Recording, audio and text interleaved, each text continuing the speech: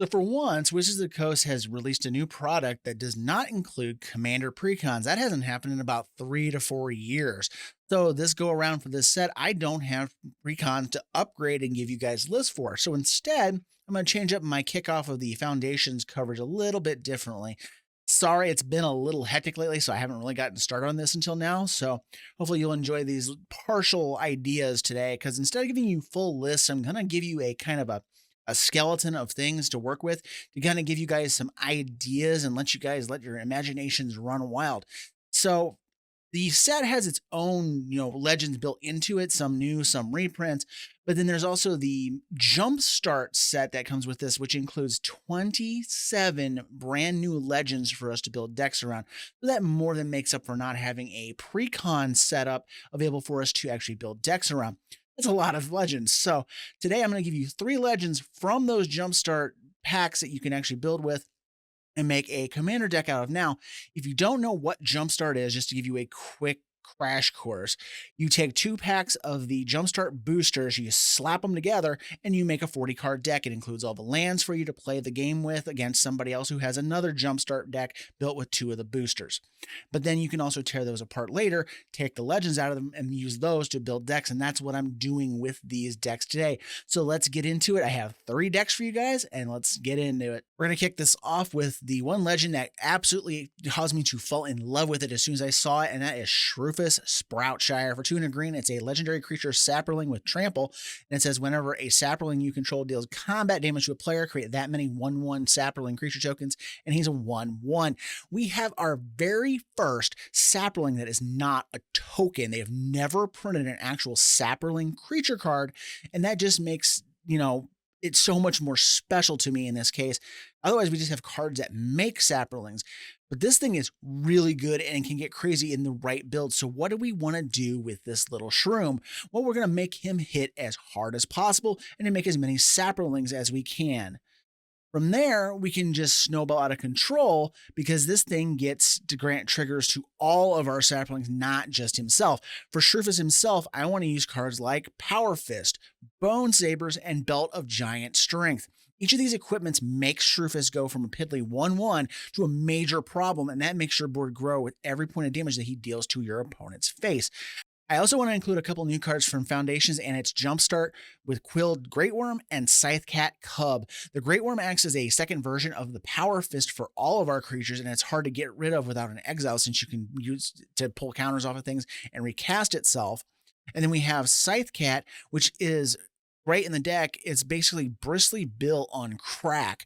One landfall trigger gives you a counter like Bill, but then a second can double up all the +1 counters on a targeted creature, working hand in hand with getting Shroofus big and nasty. We also want supplemental ways to make sapperlings in case Shroofus can't hit somebody to get the tokens rolling. So we're going to include things like Brightcap Badger, Tendershoot Dryad, Thelanite Hermit, Fungal Sprouting, and Sapperling Symbiosis to go wide.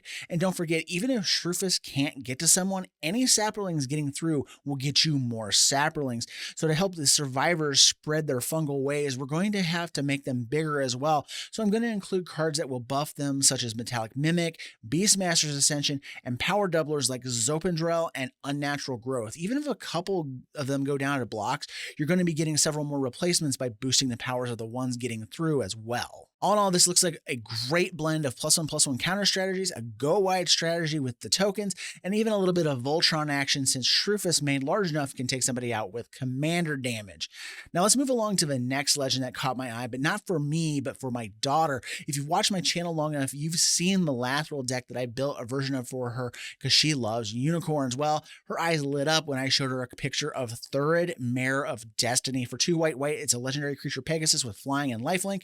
Whenever you cast a Pegasus, Unicorn, or Horse spell, copy it, and then other unicorns, Pegasi, and horses get +1/+1, and it's a 2/4. So this card is continuing the new trend that Wizards has been doing by grouping up underrepresented creature types in like a package to help them out. So with Thurid, anytime we cast a Pegasus, Unicorn, or Horse, we get a token copy as well as it acting as an anthem effect for those creature types.